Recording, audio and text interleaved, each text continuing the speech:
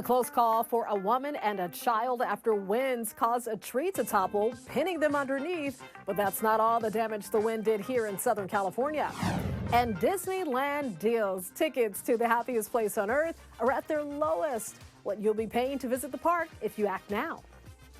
Hello, everyone. You're watching The Rundown. I'm Robin Winston. More on those stories coming up in a moment. But first, students and staff in LA Unified headed back to class from winter break. The district kicked off the return to school with several events, and the superintendent also visited several schools.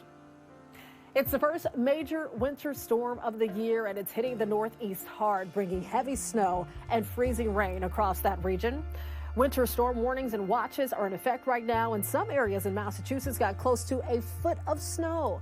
Tens of thousands are without power, and officials are urging people to stay home as the icy roads can be dangerous. Here in Southern California, the winds caused a dangerous close call for a little girl and a woman after a tree falls, pinning them underneath. She came out of she was like in shock. I don't even how she came out of those branches. If you can't come the other way, I don't think I'll be talking right now. This is video from the Melrose Trading Post at Fairfax High School Sunday afternoon. You can actually see the little girl wiggling her way out, climbing to the top of the tree to safety.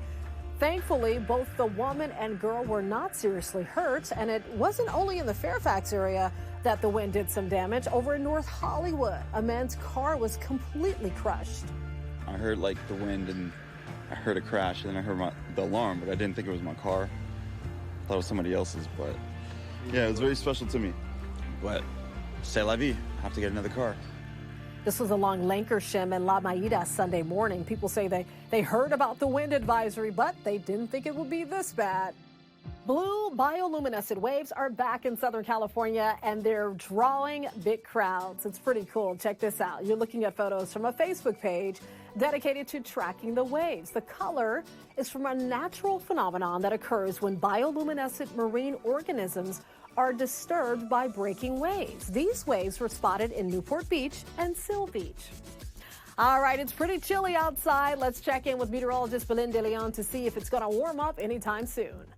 It's going to be a chilly week. The temperatures will start off cold each day with frost advisories, freeze warnings, and during the afternoon, highs will only be in the 60s and 50s. Now, the winds aren't completely going away. We'll have the winds becoming more Santa Ana as we head into your Monday forecast. Now, the weather the rest of the week, well, by the middle of the week, we're tracking some more winds as another storm moves into the area with a chance for some snow. Now, the temperatures, here is a look at the trend. In Riverside, we've got the numbers hanging out in the upper 50s and low 60s through the rest of the week. Gets a little cooler on Thursday because of the next storm system, and then we'll gradually warm as we head into the weekend. Now, here is a wider look at that storm system that could be affecting us. We're dry for most of the week, but Wednesday into Thursday, we have a storm that's going to bring us a small chance for some snow in the mountains, very small rain chances, but this system is going to lower our temperatures a few degrees and bring back some strong northwesterly winds.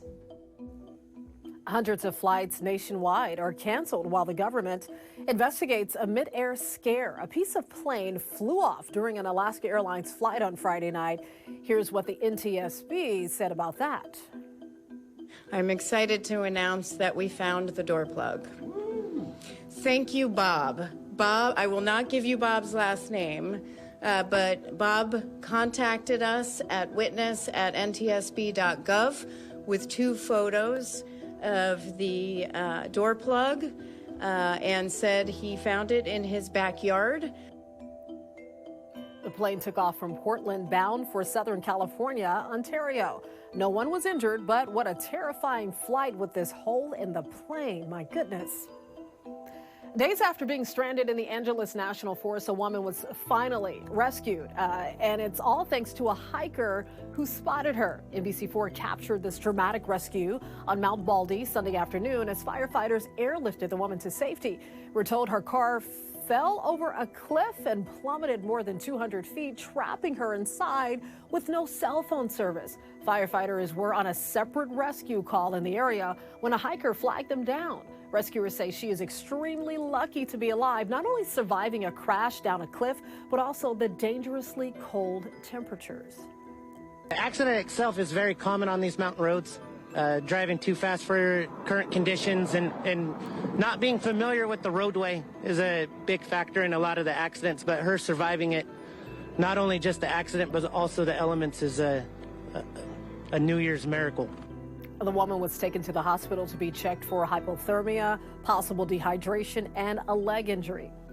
Researchers behind a new study are trying to get a better handle on how the flu spreads, but they need the help of some brave volunteers to accomplish their goals. They want to know if anybody is willing to quarantine inside a hotel with flu-infested people in exchange for $1,900.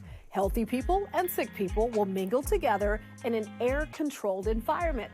They'll be playing games, talking, watching TV, activities that mimic a real-life gathering where the flu typically spreads.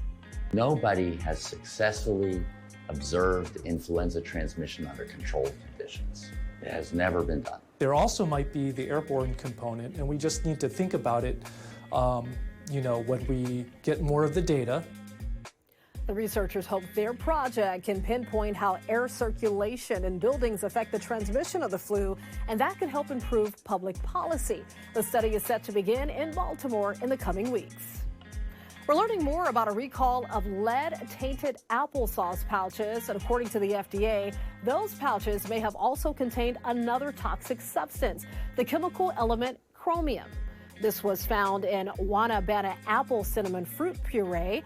The chemical was also found in cinnamon collected from the Ecuador factory where the pouches were manufactured. There have been reports of some people getting sick, but the exact number is unknown. If you have any of these pouches in your pantry or fridge, toss them out. Former Olympic gymnast Lou Retton is sharing her story of survival after suffering from pneumonia last year. I'm very private. I know. And to come out and talk about it. And usually my interviews are, oh yes, it felt great to win the Olympics. Yeah, that kind of stuff. This is serious and this is life. And I am so grateful to be here.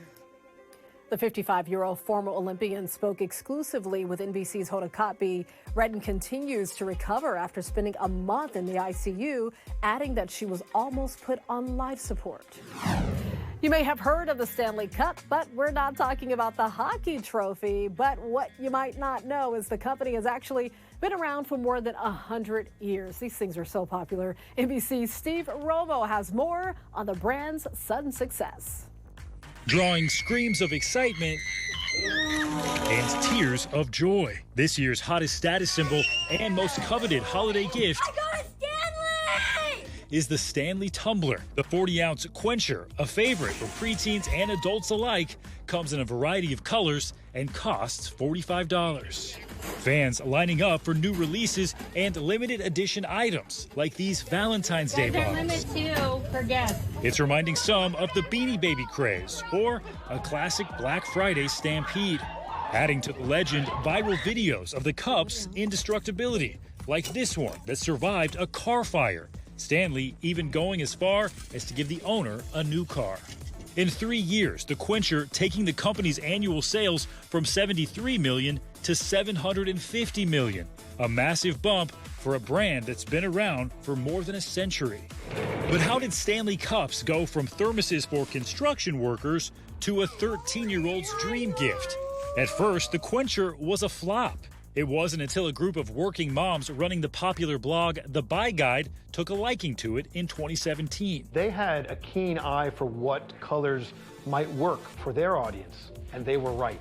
Stanley's president, Terrence Riley, spoke to our colleagues at CNBC. Under his direction, Stanley moved into the world of pastels. So it was a slow build over many months, and then you could see that the waiting lists began to grow. Like so many other items, there's often a status water bottle, as funny as that might sound. It's not the first water bottle to reach cult status. Swell, Nalgene, and Hydro Flasks, all with their own moments in the spotlight.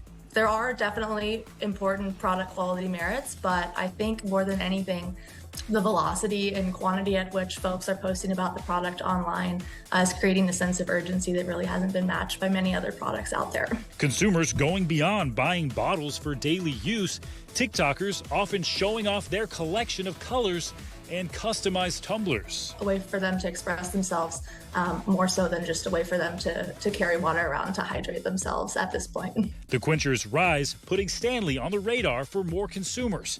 And the company is looking to seize that opportunity. So the quencher trend is certainly exciting, but we're more than just the quencher. Stephen Romo, NBC News. Tickets and annual passes to Disneyland are at their cheapest right now. Kids can get into Disneyland and Disney California Adventure for $50. You can opt for 1, 2, or 3-day ticket packages. So all 3 days would cost $150, which is about half of what it would normally cost. And locals can get discounted tickets for $75 with the cheapest annual pass at $26 a month. And then on Wednesday, Magic Key passes will go on sale. They'll be limited, so you'll have to act before the individual tiers sell out. And NBC4 executive producer Stephanie and her family said goodbye to a special person in their lives in a very special way. It's a celebration. That's Joe Sanchez. He's been Stephanie's garbage man for about the past 9 years. They moved into their home when Stephanie's son Jason was only 18 months old. He quickly formed a bond with Joe and his garbage truck. That bond became a close friendship. So late last week, they threw Joe a confetti-filled retirement party, presenting him with gifts and handshakes wishing him well. Very, very nice. Happy retirement, Joe. And I love this story because it shows how their weekly interaction turned into a lasting friendship. You can always get news and weather updates on the NBCLA app and our website, NBCLA.com. And be sure to tune into Today in LA on NBC4, weekdays 4 to 7 a.m. I'll be helping you get around with traffic reports throughout the morning. I'll see you next time on The Rundown.